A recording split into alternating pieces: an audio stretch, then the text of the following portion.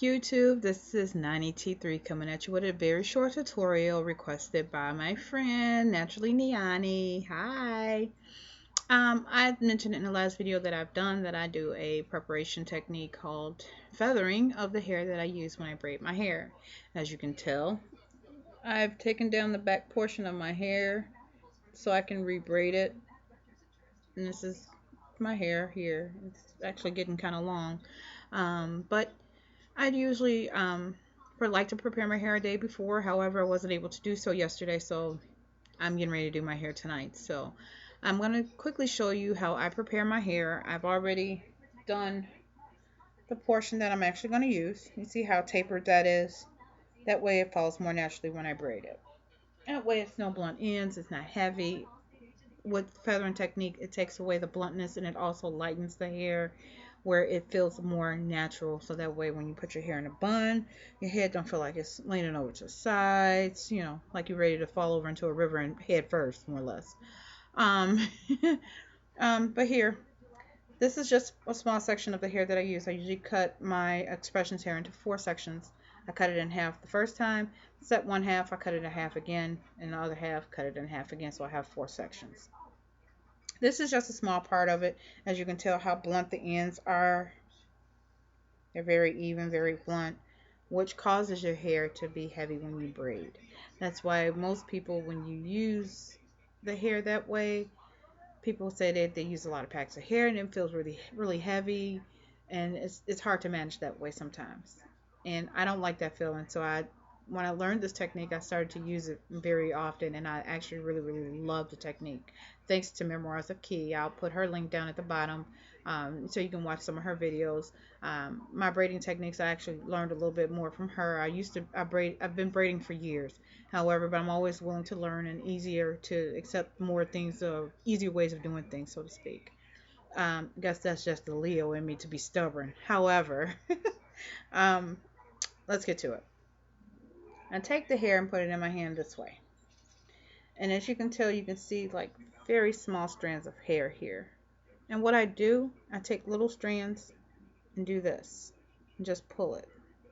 So that way they're rather uneven. You don't hold the hair really, really tight.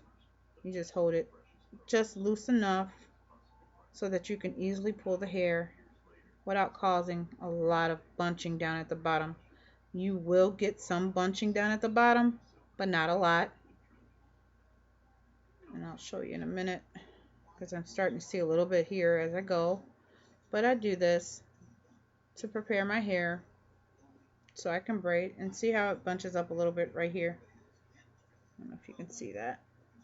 See? And what I do is just finger comb it, so to speak, right now until I'm done with it. But I continue to do this until all the hair is actually feathered, which generally one bunch generally takes me about 10 minutes to do, depending on how much I actually put in my hand to do. Sometimes 10 to 15 minutes, depending on the amount of hair that I use. So this is a technique, like I said, I learned from Memoirs of Key and actually a few other people that I've actually subscribed to on YouTube. This is my second video. I've never really thought about making a video until a few other people actually suggested that I do it. My daughter was one of the ones who said I should make videos on how to do stuff because I'm always telling her how to do her hair and what's the best technique to do this. And yeah, I got it honestly. My mom used to do the same thing for me. She used to get mad at me when I used to do my hair. You're not doing it right. You're doing this all backwards. And in the long run, I listened to what she said, and it actually came out a lot better. So I kind of play around and be open to different techniques that people use that may work for them. Sometimes my method is not always the best, but I live and I learn, and I adjust my methods, with something I may have learned from someone else, which is always a good thing. Sometimes your way is not always the best way, so. But doing it this way with the feathering technique, I actually really enjoy wearing my braids this way with the hair because it's kind of stretching it out a little bit, so to speak, so it's uneven. Again, it's not so heavy and things like that. So I'm almost done here. I'm going to show you how it bunches up at the bottom, which it's always going to be that way till you're completely done and you comb it through. See? And as you can tell, it bunches up that way, but that doesn't mean that you have to throw it away and all that. You just take a wide tooth comb like this and just comb it through. Yeah, it's a little tangled. What hair doesn't? But once you get through, you comb it through, you comb it through, and this is how it ends, like this, which is really good for me. It's easier to comb, it's easier to manage when braiding the hair like this. I like Expressions hair because it has a very silky finish to it once you're done braiding. And from time to time, what I'll do once I finish knotting, feathering it, I do this.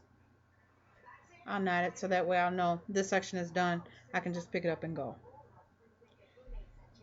What I also do to my hair also is I put on it a little bit of shea butter just to give it a little bit of moisture to it. Whether it be synthetic hair or not, I always try to put a little bit of moisture with it with my own hair.